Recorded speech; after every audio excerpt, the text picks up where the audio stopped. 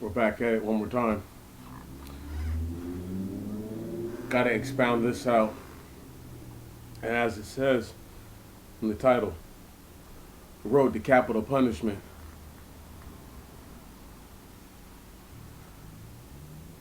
It's actually indicative, you know, of the situation that just transpired 5 days ago. That we stand back and we look and we say, okay, well, if the coroner has not told us why this man has died, speculation, well, the only real speculation that I have to it is that outside of his airway possibly being crushed, is that the man died of carbon monoxide poisoning. hmm I don't know how many people have already said this, but you heard it here first if you heard nobody else say it. Believe that. That's cruel and unusual punishment. Because they're going to want to know why the officer placed him at the rear of the vehicle and not somewhere else where exhaust fumes wouldn't even have been an issue. Understand that the man died like that. Why shouldn't he die in the gas chamber the same way that he forced that man to go? Right. See, if they're really going to exact justice, he should die like that, and those other men should be charged with just standard murder charges. Right.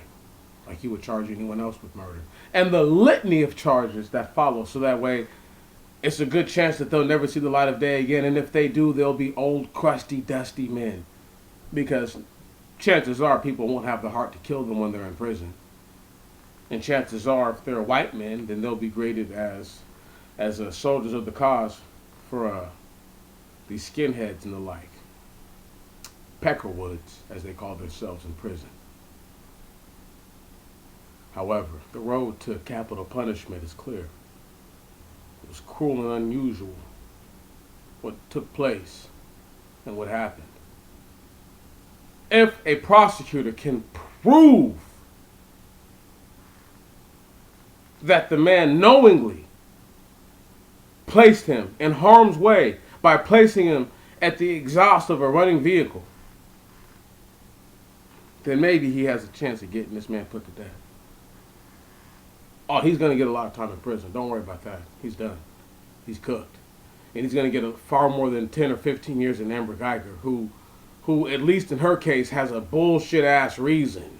A bullshit-ass excuse. Excuse my language. Excuse my French. I understand. That's how I am. That's who I am. Having said that, George Floyd deserves people who are going to, if the so-called black media is going to do something for this man, then they should pick up this message where it stands and speak about this, because they haven't spoke about it yet. There's other things I could talk about, but let's just talk about the exhaustion. It's chemicals. It's chemicals. Understand this. We need to look into. I'm going to have to do the science. I'll have to look into it to see how long a person can breathe in carbon monoxide. Right on? Until it becomes permanent damage, and then until it becomes fatal. Because even if he would have survived the encounter, there's a chance that he would have had brain damage. And the police officers would have argued that it wasn't on them. And if the man was incapable of saying that I breathed in toxic fumes, right on, before a person looks for him, because the body will dissipate impurities all on its own. Okay? So while they're doing, so that might be what they're really looking at is, did the man laying on his neck kill him, or did these fumes kill him? Come on now, y'all. What y'all think about that? If he said he was bleeding from his nose, the only thing I could think is that was the case. His brain may have started to bleed. That would be from fumes, not just from the suffocation. Right. Bigger than that. However,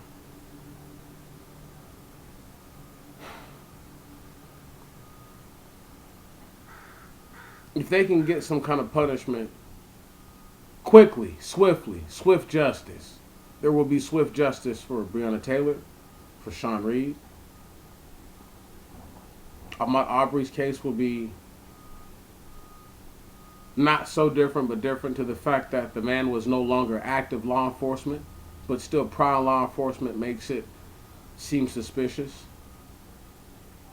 Um, Another thing I wanted to throw out there to the road to capital punishment. I wanted to say that if there is no proof that any kind of fraud or so-called a bad check was being cashed, if there's no actual evidence of this call, right? I would have to lean to the fact that there is a personal issue that stems from the club where in which they used to work, and the owner needs to come forth and speak up if that's the case, and the police of that municipality, if there were ever instances where in which both men were involved at that club, okay, then those things need to be brought forth and documented so that way we can annotate it and put it in our mind, okay, and then we can judge and perceive it based on what we understand and what we know. I can't speak to all of it because I don't know all of it. I don't live in Minnesota. What I can say is this, though, is that if a police officer pulled over a person of any race and did that, I have a hard time believing that bystanders are going to watch that person get choked to death or even allow that to happen. And this even speaks to why I don't lionize women, because all a woman had to do was walk over there, okay, walk over there and just touch the man and let him know that you know you're wrong. Now, he could have shoved her off and done all this. She doesn't have to get brave. But if they get off his body, if they give my man the chance to defend himself, once again, any sensible prosecutor, if I'm prosecuting this case, I have to look at it as no matter how Mr. Floyd died, it would have been better if I'm a prosecutor and I have to prosecute Mr. Floyd for resisting arrest than I have to prosecute you, police officers, who were supposed to be public servants and protecting people. Come on, serving them, right? From murder charges. Why would I want to prosecute you for murder? Right.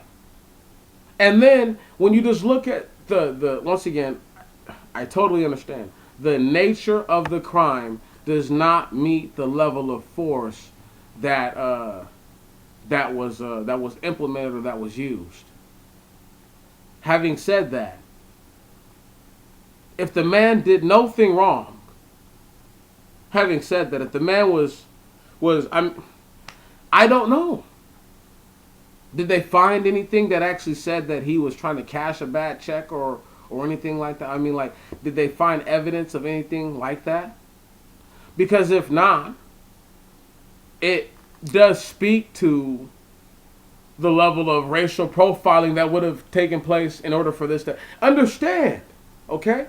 Then if he did, once again, still, the level of force used, okay, in this situation is not warranted.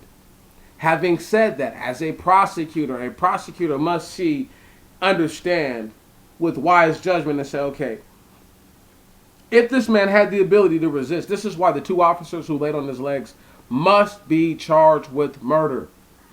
You don't have to seek capital punishment, but you must charge them with murder. If you sought capital punishment, I'm not sure if the people are going to try to put all three of these guys to death, but I know the man that murdered Derek Chauvin, whatever his name is, that little monster, he deserves to die. And to be perfectly honest, this is how I know that people are wrong, because there should be no court. He murdered him with no court. He didn't ask for a judge's permission. He didn't get a jury to weigh in on it. He played judge, jury, and executioner. So therefore, there should be no sort of reciprocity or even a benefit of the doubt given to this man, given the extremity of overwhelming evidence. Capital punishment should be simple. It should be easy. I'm not going to say that it's going to get done. If they go after capital punishment, he gets no less than 50 years in prison. Facts. We wanted to kill you, so you're lucky. You're lucky if you get out one day. And as old as he looks, 50 years would be pretty much be the rest of his life. Right. Do I want, as a taxpayer, to have to pay for this guy to be in prison? No. But if it means that there's a chance that somebody could potentially just happen to slam his head on concrete one day while he's in prison, forget it. We'll pay for that if that's what it takes, because nobody else has the means to get to him, and the people who have the means to get to him won't do the right thing. In the Bible, there was an instance when David first became the king, and there was a man of the tribe of Benjamin, a son of the devil, they say, who spoke against King David and said, every man to his tent. So they had to seek after this man. And Joab, the captain of the host, he goes and he seeks after him, and I forget the city, but they come to the city, and this old woman comes and says, hey, who are y'all looking for? Well, Joab says such and such, such and such. And she says, hold on, I'll be right back. And she come back with this sucker butt's head. And she threw it down to him. And they left the city in peace. Sometimes you have to do that in order to keep the peace. Had they removed Derek Chauvin's cranium from his body, and I'm not saying that's what they should do now. Now they have to go through the litigation process.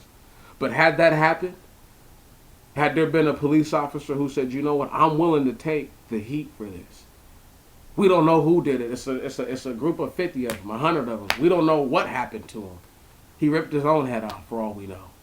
Or what happened, right? Whatever the damage is done.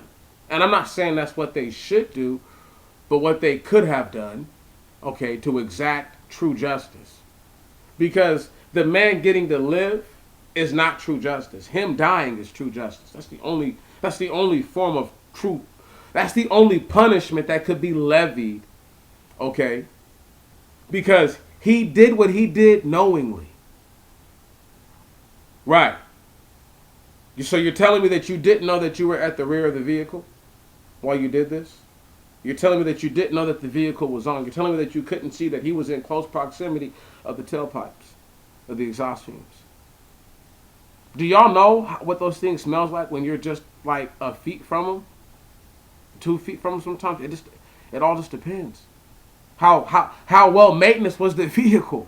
If it was poorly maintenance, it could have been pushing out way more toxic fumes than something that's well maintenance. I mean, all these little things do matter. They do add up. The road to corporal punishment is not corporal, but capital punishment, excuse me. Corporal punishment would be what would be given to the 2 lesser stooges. And the third stooge has to be an accessory to murder. The Asian guy. Looking like Captain... Oh, my goodness. I'm going to stop. Looking like a bozo. Straight freaking bozo out there. For the people who held the cameras, once again, they're almost just as responsible. Now, people can say, oh, it's up to George Floyd, should have never done what he done. Do y'all know that white people to this day get the cops called on them for holding little babies hostages and all types of stuff, and these dudes get taken away with not a scratch on them, other than the ones that they inflicted upon themselves? I have a hard time believing that this couldn't have ended differently. The fact that it didn't, the fact that I've been in situations where my life could have been over, and by the grace of God, I'm still here. I can speak up for this brother. If anybody hears this message and you don't speak up and say that this is what probably could have happened to this man, because they don't want to say that it's true actual damage to his neck. Okay, they don't want to say that his windpipe was crushed or whatever. So I would have to believe that he breathed in exhaust fumes, and that's what killed him. Man, it's crazy. I hope somebody hears this who actually can do something about it. Because if not, it's just falling on deaf ears, and that's horrible. Terrible. However, May real justice actually be served, and I don't mean for any of you to go out there and to exact it on your own. Vengeance is mine, says the Lord. So we shall see what shall be.